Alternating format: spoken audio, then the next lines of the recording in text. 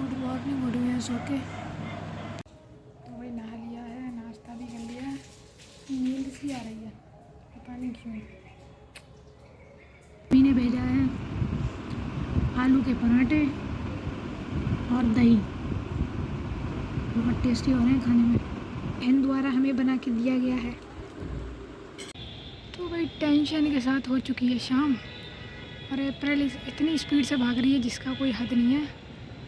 जिसकी सबसे ज़्यादा ज़रूरत थी कि अप्रैल आराम आराम से जाए, मार्च ख़त्म ही नहीं हो पा रही थी और अप्रैल भाई पता ही नहीं चल रहा।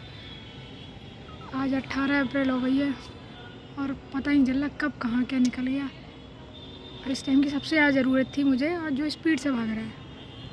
क्योंकि कभी मुझे लगता है कि सिलेबस पूरा हो जाएगा, कभी लगता है नहीं हो पाएगा, क्योंकि सिर्फ एक चीज़ लिखी है सिलेबस में, एक वर्ड लिख दिया कार्बोहाइड्रेट। अब कार्बोहाइड्रेट क्या भाई, बहुत कुछ है वो कार्बोहाइड्रेट में। वो देखने में लगता है कि हाँ कार्बोहाइड्रेट तो पढ़ना ही है बस, लेकिन बहुत कुछ है, बहुत लंबा टॉपिक होता है हर कोई। पढ़ने में बहुत टाइम लगता है, आप ऐसे बिना पढ़े तो नहीं कर सकते ना चीज़ें।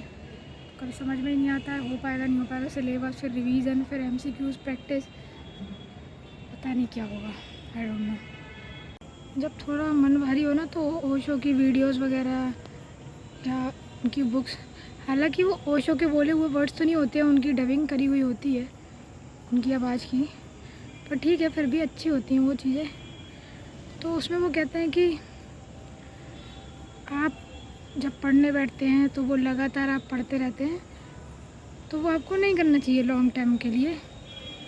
आपको बीच में अपनी आंखें बंद करके उसको अंदर उतार लेना चाहिए। आप साइंस पढ़ रहे हैं तो आप उसमें क्यों पूछो, आप उसको अनुभव करो कि कैसे वो चीज़ें हो रही हैं।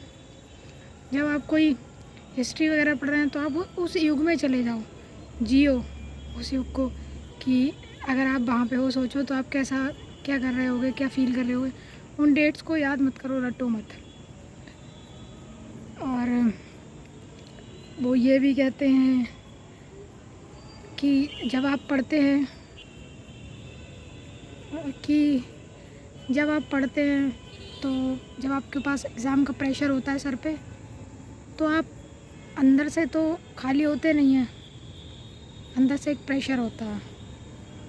तो जब मन खाली नहीं होगा तो फिर उसकी स्मृति नहीं बनेगी सही से, जिसकी वजह से क्या होता है, लॉन्ग टर्म के लिए हमें याद नहीं रहता। जो शब्द हमारे अंदर आने चाहिए वो हमारे बाहर जाते हैं, क्योंकि हमारे पास प्रेशर होता है एग्ज़ाम का।